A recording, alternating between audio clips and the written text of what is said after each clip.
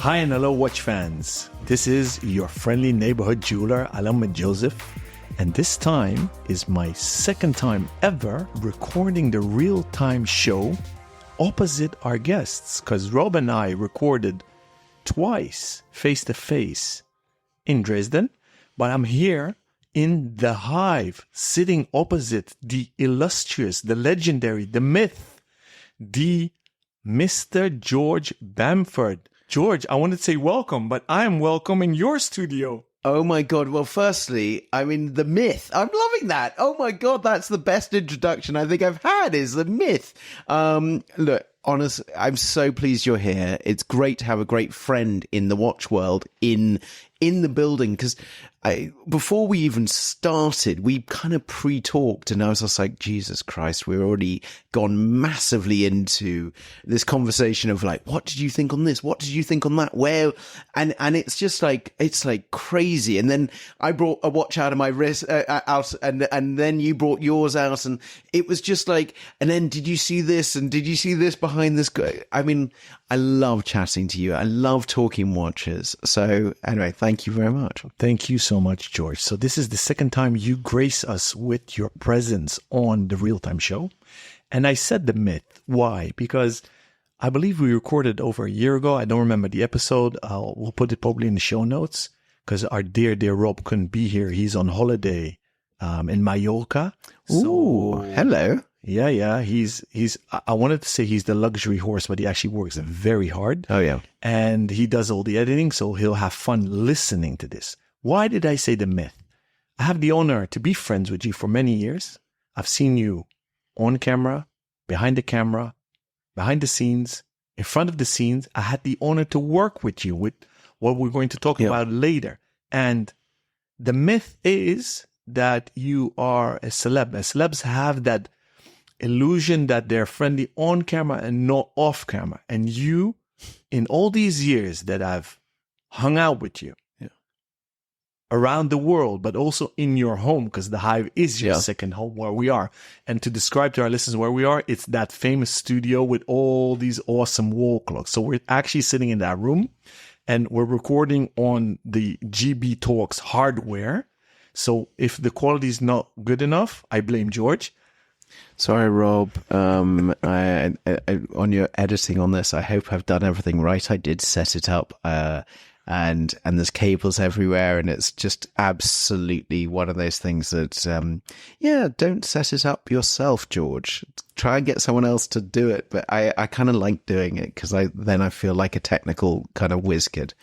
So another example why you are a myth, because you literally do everything yourself.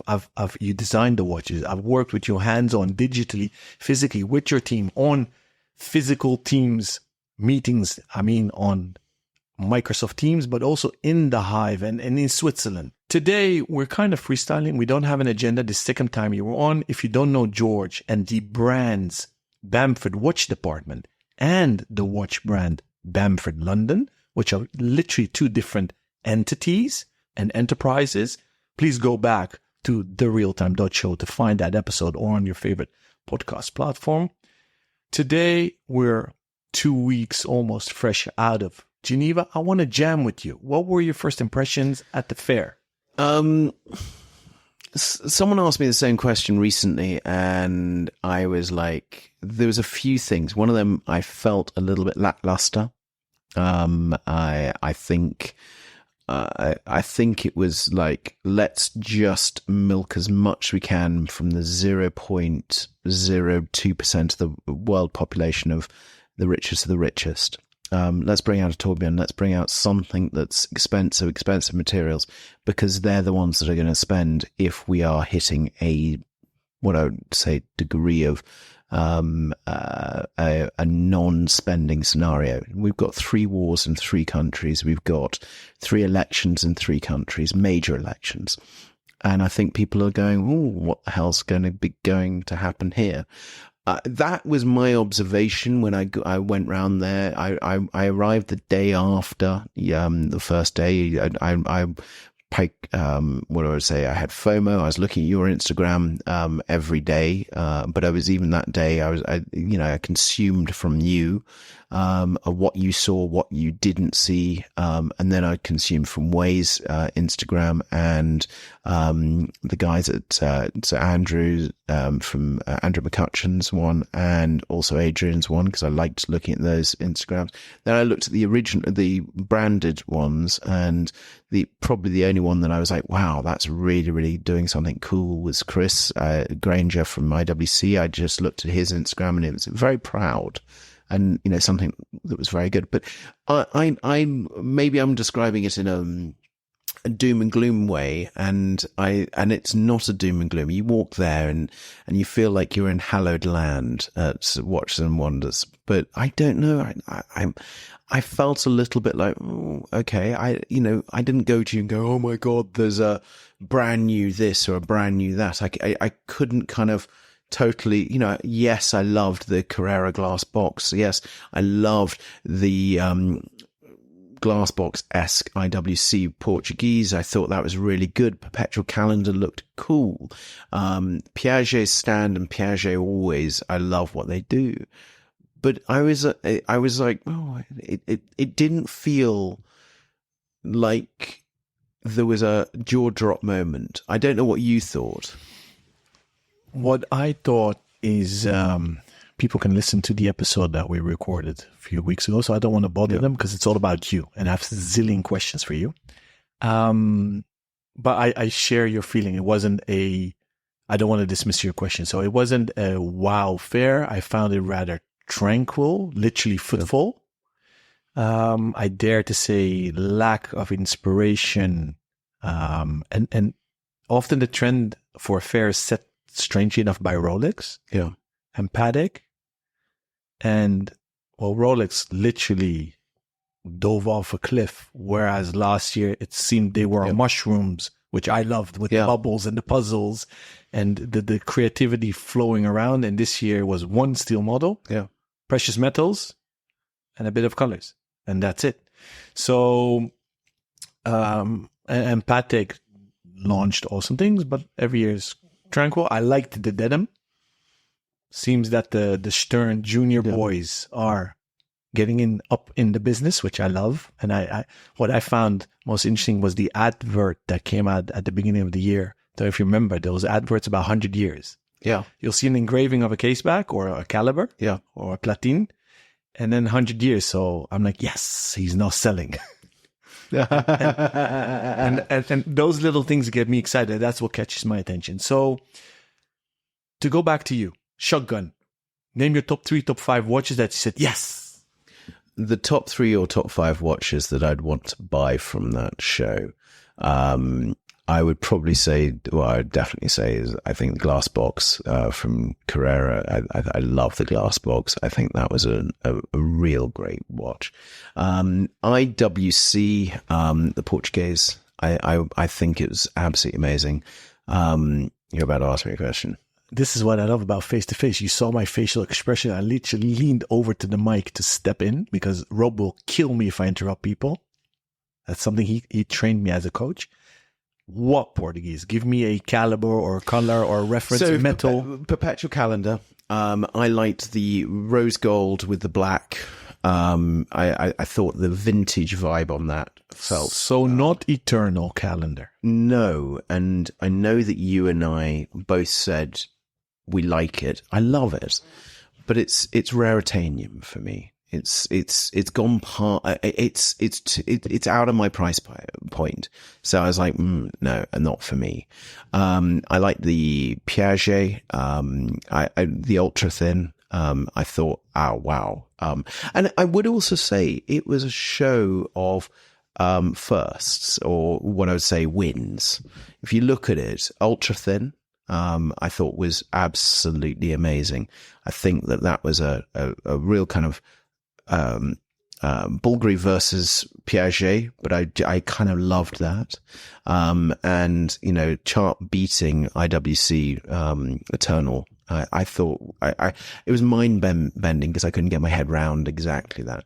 I thought Tudor did a good job. I went to see that Tudor and I was like, yeah, I want to see that. I wanted it on my wrist.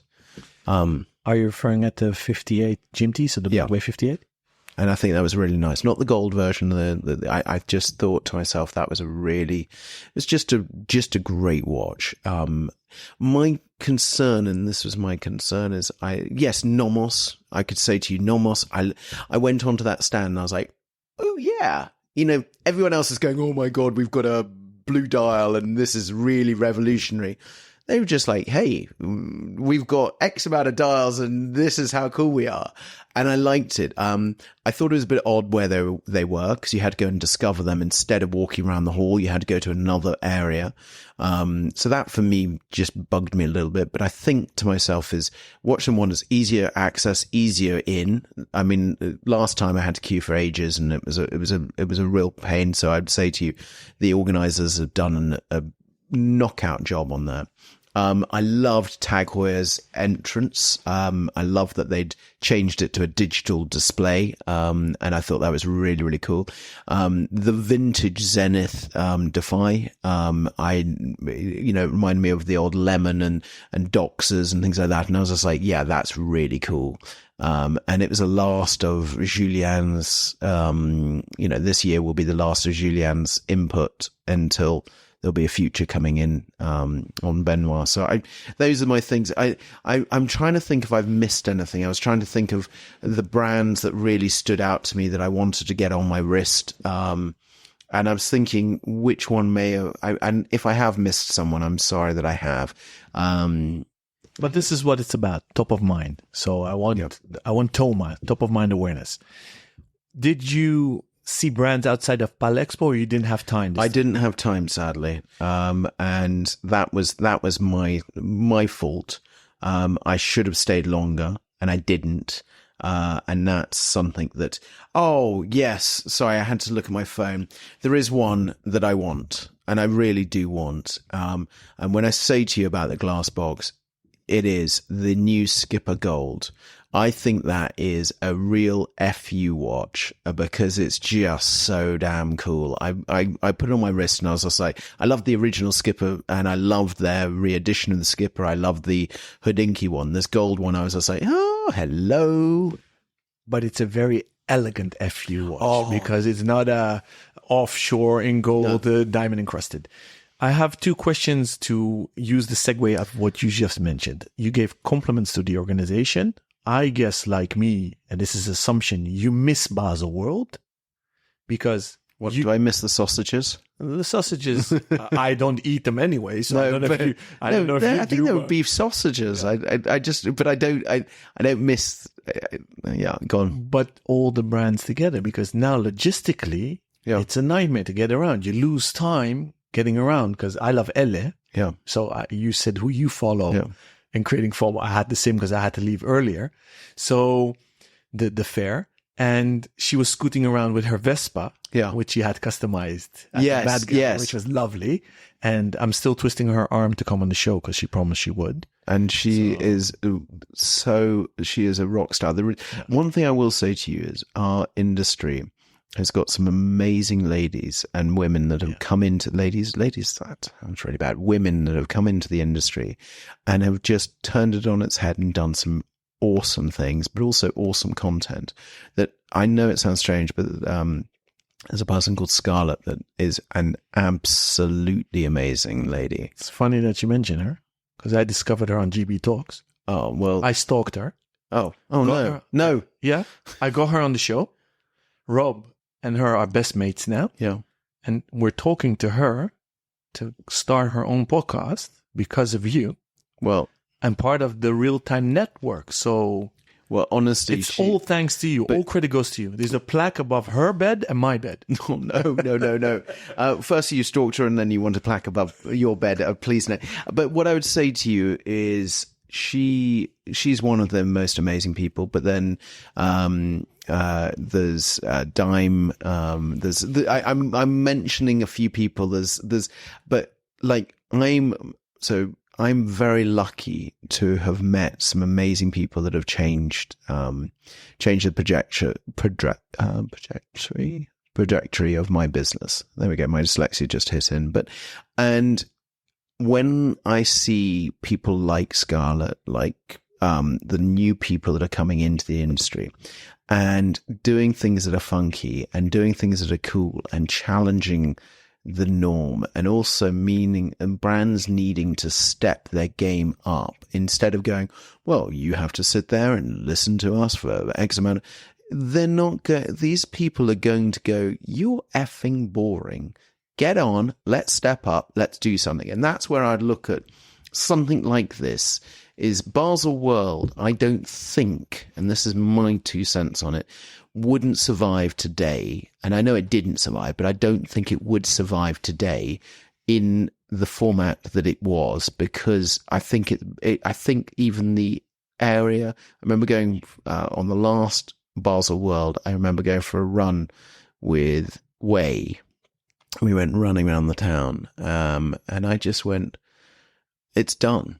And, him and I were chatting, and I said, this is done because everyone's fleecing you. Everyone's trying to screw you.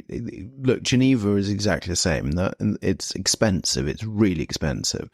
But I think that it works because it's the heart of the Swiss watch industry. Let me push the buttons more. Okay, so you don't miss Basel World. I miss it in the sense because everything came together from low to high. I love the fact that Dufour called all the others outside of Palexo pirates, because he rarely gives interviews, and he did a hard sneer. That was a real big That was a sneer, accusation, and but the beauty of it is the new kids on the block, let me call them that way, or the underdogs, ran with that name and called themselves the Pirates. So the media jumped on that. What do you think about A, Dufour's comment, B, that it's all scattered around, and where should this evolve? Because I'm happy about one thing. It proves any business, people's business, we love to meet. Yeah. So people said all fairs are dead during the COVID and lockdowns. I never believed that. Basel World is dead because of the arrogance, as you said. Yeah. So where should this go to now? See, and this is where I'm going to say to you is I prefer Geneva Watch Days. I think that it felt, you'd hotel hop in Geneva Watch Days, and I think that feels a lot nicer. It's also a good time of the year as well, because everyone is kind of, after the summer holidays, they've come back and they're like, oh yeah, this is amazing. I think there's a few things, that pirate idea, what's the best way of describing it? I think yes and no. I think when I look at, and I've said I think too many times, so come on, George, be professional and don't come back into it. I would look at that as a thing, and I would say, well, if you've got all the top press in the world, why wouldn't you do something alongside it? I do not. I don't know. I questioned myself about big events. I think the cost of doing those is huge, and you hear the numbers banded around of how much the stand has cost and how much a bottle of water costs on stand and all these different things. And you go, wow, is it worth it? Could you do an activation that's directly to your show? Could you go and spend, I don't know, thousands on connecting with you because you're wanting you to talk about it? Well, I think that would be probably a good way of spending, because you still have to do that. And that's the biggest problem, is that there is loads of fairs, there's loads of things that are happening, and the solidification of, or the disruption of Basel Worlds, now, because it's almost like splinter cells that have happened. I think it's interesting where it's going to be going. One thing I keep on questioning is, why would you enter into it in the Watches and Wonders Hall? Because you are not allowed to launch a watch or talk about a watch until the day. So you can't, I think it's January 22nd is the last day or something like that. And then you can't talk until Watches and Wonders. I kind of go, well, the only big boys, the only brands that are going to make a big wave at Watches and Wonders are the two that you mentioned. And really, unless you have to do a Guinness Book of Records type thing like IWC or Piaget or Bulgari, but they're off Watches and Wonders, I'm like, well, why would you? Why would you sign up to something where you are the baby in the room? Interesting. So I want to jump in here because I'm going to rebound that ball back to you. And that's the retailer's perspective. You only do that if you want to find new retailers. Yeah. That's why Nomos came. That's why Norcane came. That's what Raymond Weil did. Yeah. They have white spots on their retail map. They want to find new retailers. So for them, it's beneficiary. So circling back to you, what would it take for you to exhibit at either Geneva Watch Days or Watches and Wonders that week? Because obviously you made clear you don't see a point for your brands to be present in the PAL Expo, because a lot of consumers get confused. And a lot of brands are pirates. They don't exhibit at PAL Expo, and they're in one of the hotels or wherever they are in the city, and they say, we are at Watches and Wonders. So in that sense, Dufour legally is right. They hijacked the name. Yeah. Because Watches and Wonders is just at the PAL Expo. Yeah, you're right. But that's interesting. So for our dear listeners, George is creative, very creative, but he has 3 hats on. He's a journalist. And if you want to see him in action, you can listen to GB Talks. Find something new is coming. Oh, I think we have a scoop here, George. There's something new that's coming. I can't say what the name is, but there's a new video platform, and there's a new space being built specially for it. About effing time? No, is that a done deal? That is a done deal. Was a good ride, Effini? What was very good for me was it gave me. Look, I love Andrew and Adrian, and I would say to you this is a totally different vibe.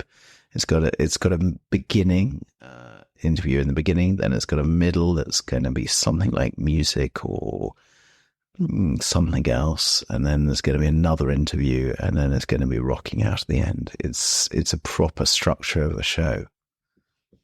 You too? Yes, but there'll be others. When can we? First filming happens after we're together in Amsterdam, and it's going to be. Look, it could be a total flop, or it could be a real hit. That's all you're hearing first. A hit it will be because it's authentic and it's sheer it's passion. a very cool name as well. Okay, now you got me excited. You know what, guys? I'm gonna scoop around. Rob told me I'm a real journalist now. He says, stop saying you are a wannabe journalist. You are. He says you have the press badges, you act like one, and you're doing a damn good job. So, what does journalism do? Objective reporting.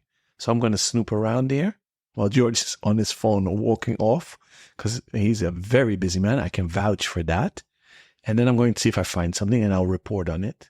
Maybe I'll break an embargo on the WhatsApp community, maybe on air, but okay, let's continue. Okay, that's awesome. So you asked me some question, didn't you? And I'm now kind of coming back to that question. You asked, if I get this correct, you were talking about what would it take for me to be a part of this? Yes, you see, that's the danger of sitting opposite each other. We bounce off each other around the walls. So very quickly for our listeners, he's very creative. So he's a journalist. He has different media outlets. He started off by customizing and designing watches. Bamford Watch Department is a brand, a label, an enterprise that customizes, authorized by the brands, awesome watches. That's which you can buy through that entity. Or he works with the brands and you buy them through the brands, or literally collaborative. The most recent one I had the honor to sell is a Bamford X Bremont. Yeah. The double B, and they're literally down the street from each other on the street where we're at. So that's one as an example. Then there is a literal watch brand, Bamford London. That is a brand. And a bit later on that, because I actually clicked on that brand and I stalked you as well, like I stalked Scarlett, to work together. So you have a watch brand as well, because I assume, but maybe I'll ask the question without assuming stuff. What do you actually do in these fairs? Do you go there with all three hats on as a journalist? Do you go there for customization and collab projects? What do you actually do there? So this time I actually went to see the brands that we're working with or potentially doing some stuff with. And then I did kind of like, not the journalist, because I'm not a journalist. And I know that you say I'm a journalist, but I'm not. I'm a designer, and I'm an appreciator of watches. I'm a collector. And that's kind of where I sit on it. The journalist side, I'm not one of those that sits through a massive presentation, because I'm the person that's like a watch collector. I want to go and see what's in the safe. I want to see the thing behind the closed door. And that's my every time I go and see the brands, I'm like, show me what you're not showing me. And they're like, oh, okay, That's okay. Inquisitive journalism. No, but it's not, because they are structured with journalists. No, we can't show you this. And for me, I'm just like, no, come on. Do you want do you want me to just go, that's freaking cool? And the stuff that I've seen, I'm like going, hell yeah. Or I've just been sent some watches recently and I'm like going, these are freaking cool. And so, there's some things. Anyway, so Bamford London is my ready to wear. That's my itch, my scratch, or that's how I itch the scratch of design, because that's me putting my money where my mouth is. I'm developing the watch. I'm building the watch. I'm creating the watch. So that is on that side. The Bamford watch department is kind of personalization and also working with the brand. So that's my kind of, what do I best describe it as, is probably couture, or if you looked at fashion labels, it would be, you would have ready to wear that's Bamford London, and then you'd have the high couture or high made pieces that would be up there at Bamford Watch Department. So we have the two sides running parallel, and that's what really works. Or let's say Michelin star restaurants and McDonald's, those are the two sides of the business. Wow. I would give the Bamford London way more credit. Yeah, but what I would say to you is McDonald's makes a lot of money, and it generates. So, in the UK, there used to be a brand called Forte that had something called Little Chef, and then it had these Forte hotels that were some of the best in the world. Yeah. And the Little Chef was the one that made the money for the Forte business. And you need that kind of side thing.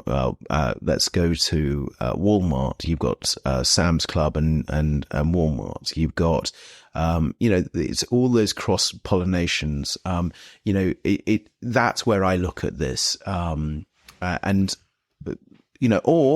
we could go another way. Bugatti, that's part of the VW group, or was part of the VW group. Let's go Lamborghini. Is the high end.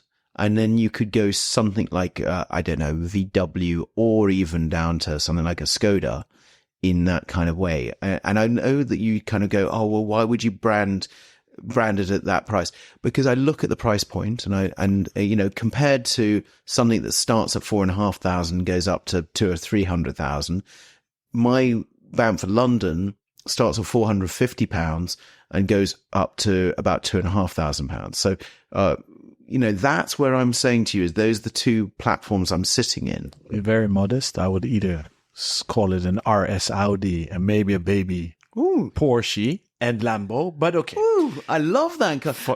So, okay, I'm coming back to your question, because I realize that we are deviating. No, we are deviating, but it's actually quite a good deviation, because it's quite nice. Anyway, coming back to the question, what would I do, and what would it take me to be a part of it? So, when I was there, I was thinking to myself, firstly, you look at all the costs, you look at all the things, and I was thinking, it's highly it's almost blocking a lot of brands to go into it because of the price. Then you go to the other fairs around it. But when you walk from the airport to the PAL Expo, there's a building on your left-hand side that's one of them building 3s or building whatever. It's got these glass walls. And I thought to myself, well, if I ever did it, I'd take over that space. And the reason why I'd take over that space is because I would make it into an experimental concept area. Montclair did this in London, and it was one of the coolest things I've ever seen. Was a space where you had collaborations, you had cars, you had music, you had the whole thing into one space. No one's in that space, and that would be my way of doing it. If you see any other brand than Bamford doing it in the near future, you know where you heard it first. This is time-stamped, and the creative patent goes to George. But question to you, would you take it as a badge of honor or an insult if the fool calls you a pirate when you do that? This is where I would go to. So if I had enough money to do it, and this is if, then I would say, look, I'd be a part of Watch Some Wonders. I'd take a space, but actually I want this space, and I'm going to do this. And this shows the core of who you are. You're bridging gaps, you're building bridges, you're connecting people. It's all about creativity, and it's not you against me against you. And that's what I love about you. So kudos to you. Awesome answer. We don't have a lot of time. I have a zillion more questions. So, wait. Geneva Watch Days, yes. And I even went to Max and Catherine a few months ago that are running Geneva Watch Days. Catherine is Bulgari, and Max, you mean? Max Busa. And I said, look, I'd love to be a part of it. And my biggest problem is my team is not big enough to do this year. And I would love to look at it for next year. Jumping on that bandwagon, if you are an account manager, there's an awesome job opening at Bamford. Oh, yeah. Remote, global, you need to travel, hit me up, hit George up. Fun fact, if you are on Instagram, at Bamford Watch Department is George himself. Yeah. At Bamford LDN is his team. Yeah. And he has an awesome team here, but he's very hands-on.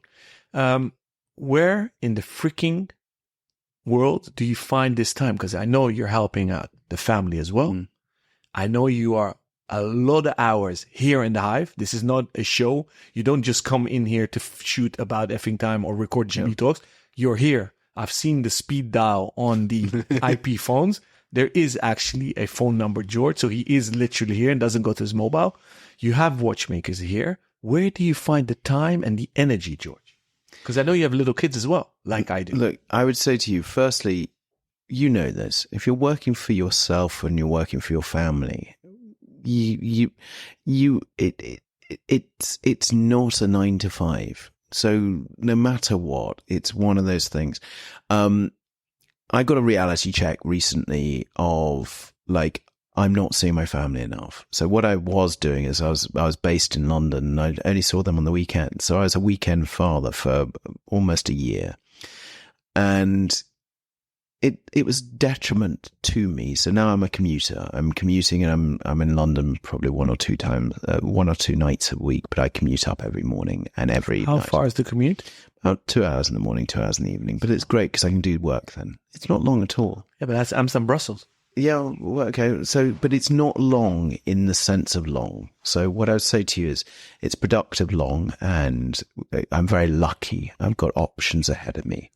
And you have an awesome wife that supports you. So I do, and I have, and my kids actually, sometimes they're good, sometimes I need to slap around the head, but I'm not saying that. But what I'd say to you is, the thing about it is I kind of go, well, what makes me happy, and I was seeing a negative being up in London, and I was looking at a city being negative. I've only just started this change, and today got into London and I saw it with rose tinted glasses, and I was like, and I was starting to see negativity around me, and now I'm not. And so what I mean is that I'm now enjoying the things that are kind of mundane that I was taking for granted, and now kind of like, oh wow, my commute is only 10 minutes, or 20 minutes walk from my office. And your vibe attracts your tribe. I've seen the transformation. Simon has been here donkey years, but I've seen Akash coming along. Yeah. I've seen Natalie, so shout out to them because they empower you as well. Yeah. So amazing team. So I definitely remember the job opening. Talk to me. What can you tell us about novelties on both brands? So give me some hints, scoops. Open the curtain on Bamford Watch Department. What collabs can we expect?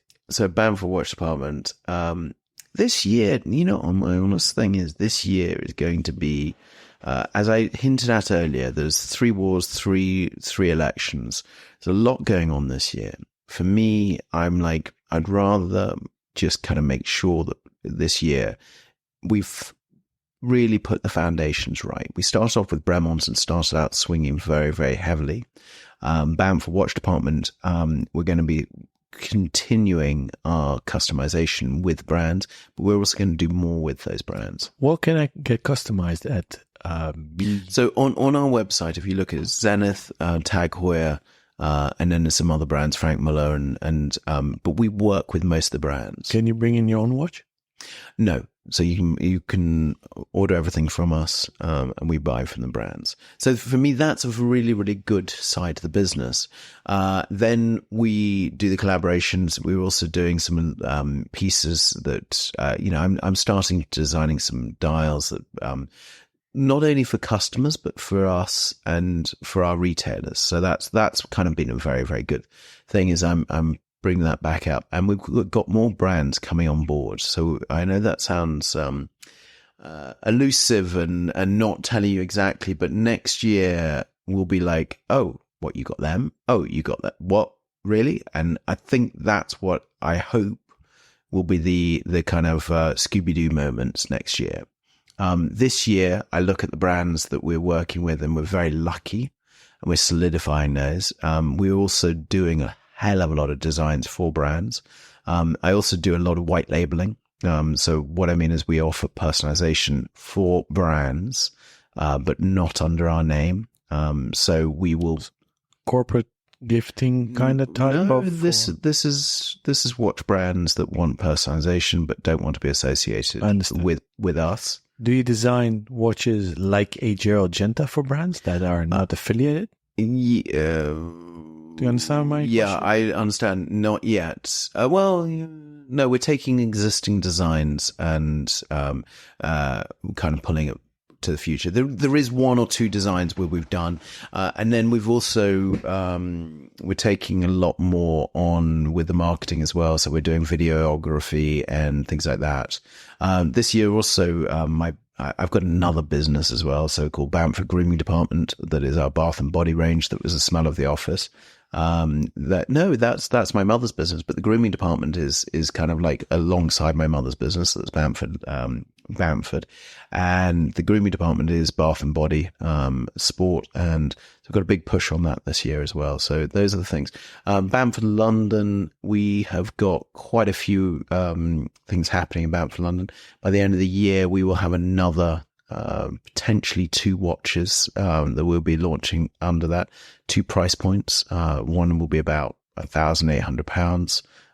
It will be a new case, new material, and it will be done in 4 colorways. And I know you've had a look at this watch, so I'm really, really pleased about it. It's taken way too long to launch. Way too long. We meant to launch it in October last year, and I delayed it because there was not enough clicks on the bezel. There was certain things that weren't 100%. And what I mean 100%, they have to be perfect if we're launching it. How much of a perfectionist are you? Sometimes the worst perfectionist on earth, and then other times I'm actually quite relaxed on certain things, because I know that you have to stop something, and you can carry on inventing or carry on designing, but you have to stop it at some point. And that's what this is. We were meant to be then launching this January, February. It wasn't right. The packaging wasn't right. So I redesigned the packaging.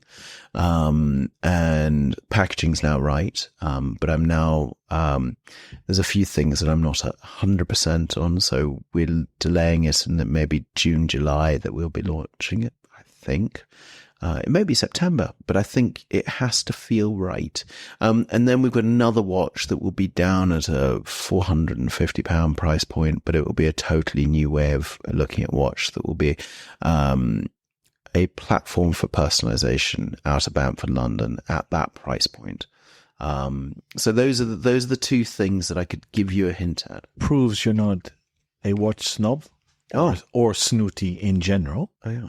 No, I'm definitely not. But you can't be. You can't be. You have to.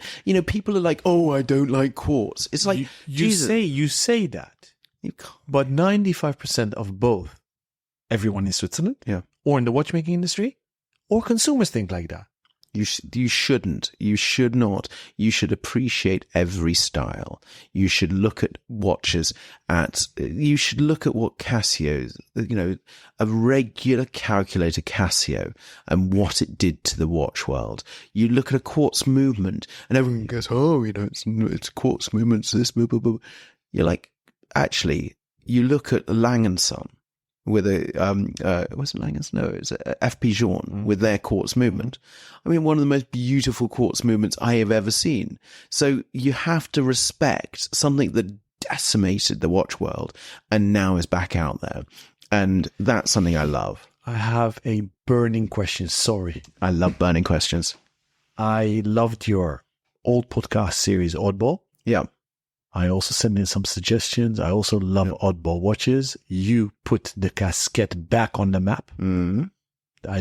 I give you that credit because you deserve it.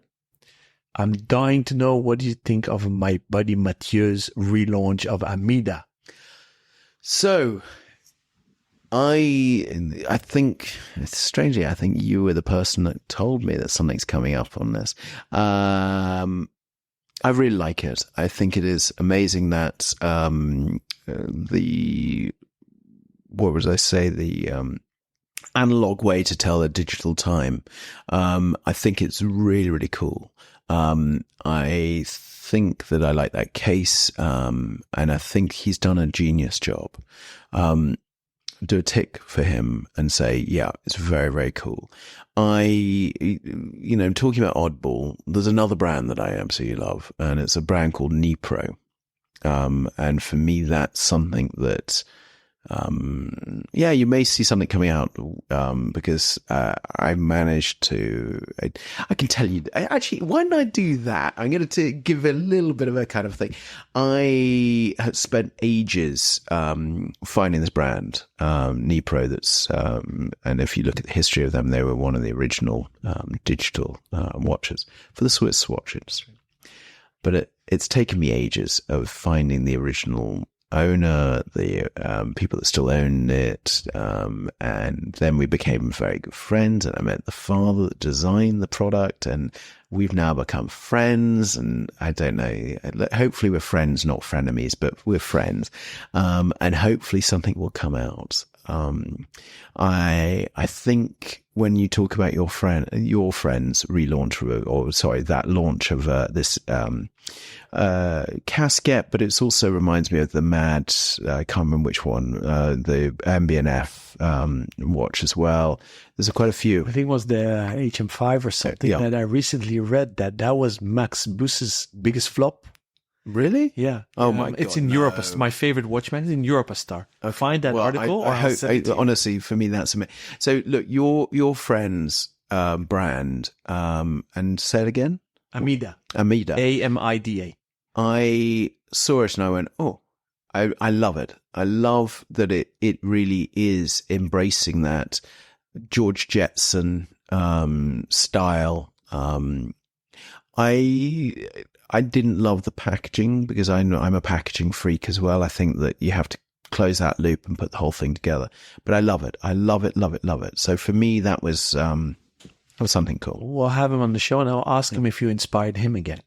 I know you need to go soon, so I need to switch hats. Okay. Taking off the TRTS hat. We have in front of us and on my wrist a watch. You were stupid enough to let me convince you to work with us at Ace Jewelers. Oh my God. Why I've the just hell- put my head against the mic. Why the hell did you let me stalk you? What was going on in your head? Why did I? Do you know? Okay, so I'm gonna just give you I'm not blowing smoke up your ass. I respect Ace Jewelers. I respect what you do. I respect how you're like me. You're like, well, why can't I do this? Why can't we do this? Where can we go? What can we do? And I love the family business. I love what you do. You live, breathe. I mean, everything, the brand. And so we worked on something called the Bamford 80. It's one of my favorite. This was my field watch-esque watch. And you came with this idea and said, well, why haven't you done a proper field dial?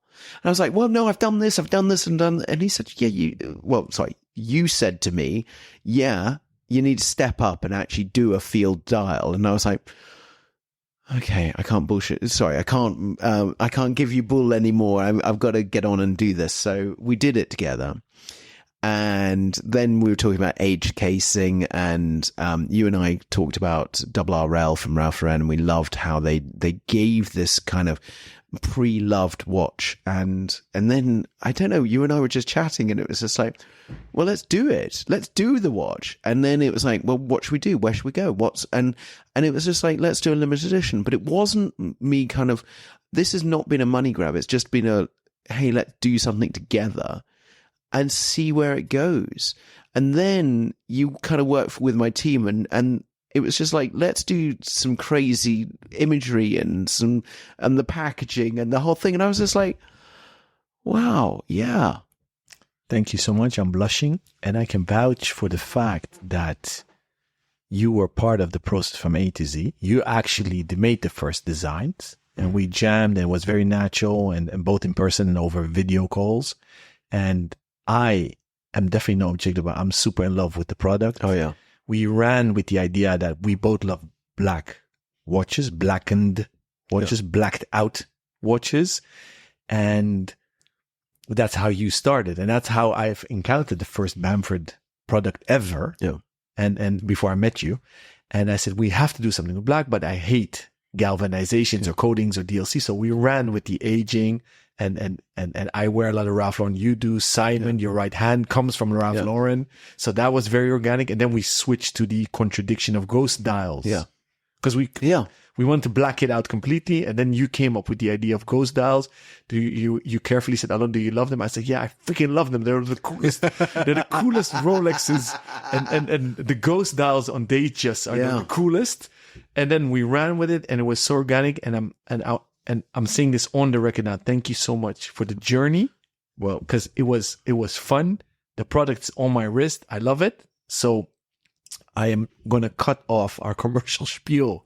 No, but I when you say you love it, I love it. I'm you're opposite me at the moment, and I've put the wrong watch on. I've got a Frank Muller Snoopy white because I don't know, I put it on, and I'm looking opposite, and you've got this watch on your wrist, and it makes me smile, and that's what a watch should do. It's freaking cool. It does, and it tells our story and our journey, and everybody who picked it up until now felt it and understand it. It's as if they're part of a club. And thank you for those that picked it up. We have a few left. Yeah. We are going to celebrate our friendship in Amsterdam. Oh, yes. If I do the job well and get the recording off of you, send it on time to Rob to edit it. This will air probably on Sunday, the 5th of May. We are jamming on Tuesday, the 7th of May in Amsterdam. Yeah. We're celebrating our friendship. We're celebrating the collab. We're bringing out Bamford watch departments. We're celebrating watches. Yeah. We're celebrating watch nerds and something else, which we'll announce. Yeah. Then we reserved a few tickets for the event for TRTS listeners. So when you hear this, send us a DM. You're invited. If you're in Amsterdam, fly out. We're going to have an awesome day in Amsterdam. So that's the end of the spiel. I know we need to end it. One burning question. I like burning questions. You gave me a segue with your Snoopy on your wrist. Yeah. What did you think of the Omega Swatch collab Snoopy editions this year?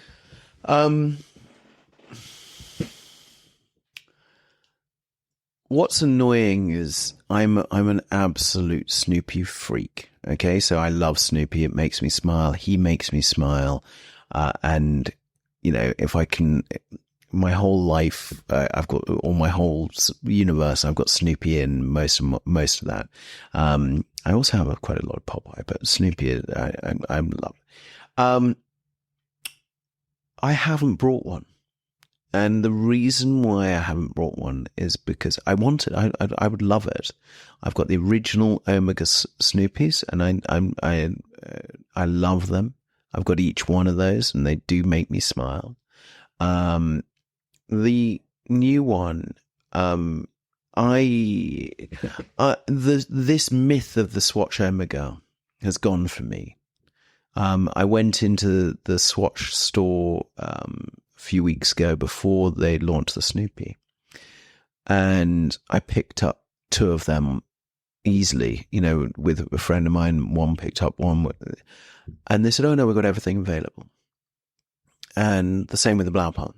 And I just went, well, that's great, but it's now I'm like, well, so where's the speciality on it? Where's the things? They should have all been limited edition and then disappeared. And that's kind of where I look at it.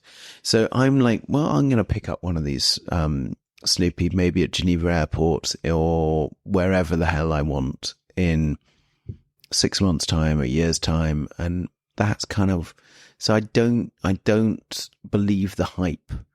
And that's my biggest problem is, like, you look at the Ace one that we've just spoken about. There is a limited edition. That's it. Done. Out. The G-Shock that we did, there is, and I know this sounds strange, it's not officially, you don't know how many the limited edition is, but it's done. We're not bringing that, so I like that. I like this as it's done, it's disappeared, then the secondhand market then can appreciate it. But this kind of artificial hype that then goes into like a money grab, and I'm not saying this is a money grab, but what I look at it is I'm like going, well, if they just dropped and said, okay, we're producing 1 million watches and that's it on the Snoopy, you'd go, okay, so there's only going to be 1 million out there, or there's only going to be 100,000, or there's only going to be that amount out there. So that's my kind of 2 cents on it. Two quick questions, because we can keep jabbing for hours. Would you agree with me that the collabs and the art of limited edition is not about hype beasting and money grabs, but they're time capsules? Yep. And that's why they should be one-off, either in hardcore limited or time or quantity. Do you agree with that? I totally agree with that. I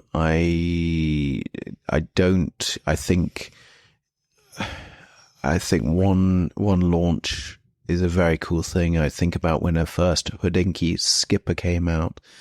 I fell down the stairs to try and get that watch. And I remember when I first got my Omega Swatch, the belief was this was a limited edition, really. It was a limited run, and that was it. And so I was like, yeah, great, wonderful. And so I waited. I waited in a smaller queue than normal, but I waited for the watch.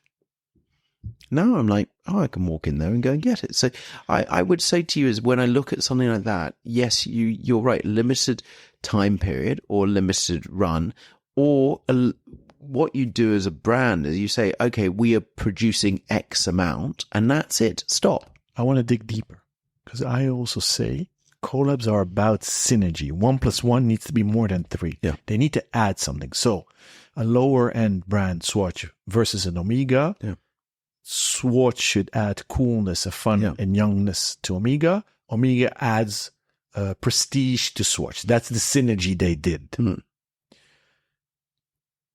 If that's an hypothesis that we agree on, so would you then say, by not limiting it in time, quantity, or as a limited edition, do you say that it diminishes actually the sum of both?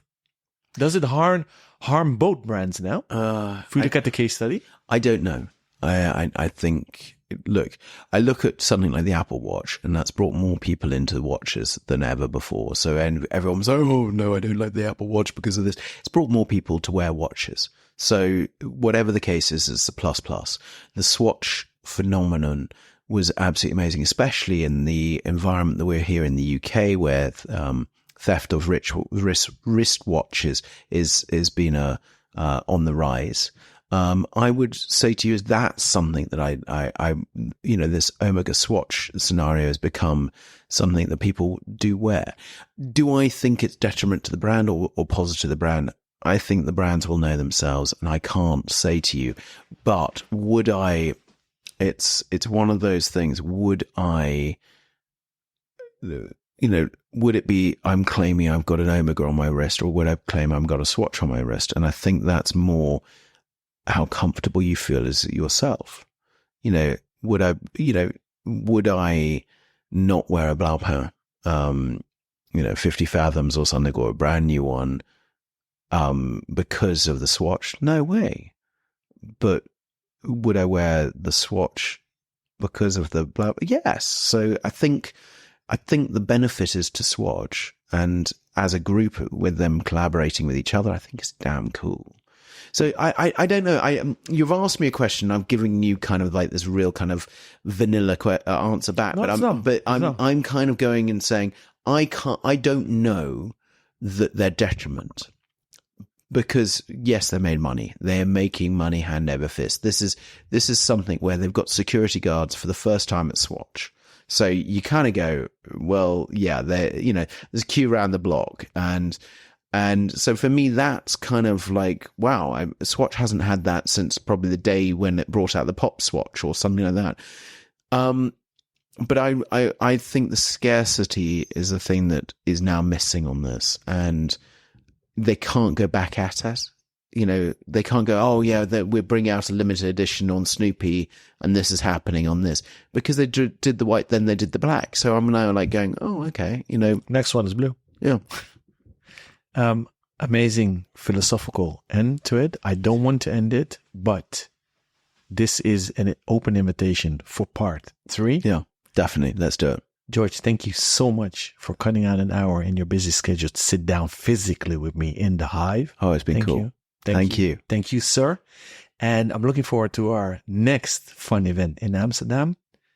For our dear listeners, thank you for listening. If you want to discover the Bamford worlds, it's BamfordWatchDepartment.com. Yeah. BamfordLondon.com. The grooming stuff, I don't know, because I use Clinique Lab Series, so you need to tell me where to find. No, I'm going to bring some out to Amsterdam for you as a little present, and we'll find. But I wanted to say to your listeners, I mean, really, you love watches. You're into this world, and that's why you're listening to this. And I want to say thank you very much for spending this time on your car journey, or the commute to work, or bicycle when you're in Amsterdam, or a run, or whatever. Thank you. Thank you for listening and putting up with us chatting. I feel very, very lucky. And thank you, Alon, for inviting me on again. Rob, I'm missing you. Yes, of course I'm missing you. I'm giving you a high five, and I wish you were here too. Thank you. And our dear listeners, if you have enjoyed this episode, please like, subscribe, share it with your friends. If you have any questions, feedback, comments, criticism, send us a DM, email, or even better, join the lively discussions on the Real Time Show Network on WhatsApp. If you want to join, you can fill out the contact form on therealtime.show. That's our website. Our Instagram handle is exactly the same, at therealtime.show. If you want to find Rob, Instagram, you can find him at ROBNUDDS. You can find David at DAVAUCHER. And you can find me at ALONBENJOSEPH. Our email addresses are very simple. Our first name at therealtime.show. Thank you for listening, and keep on ticking. Boom.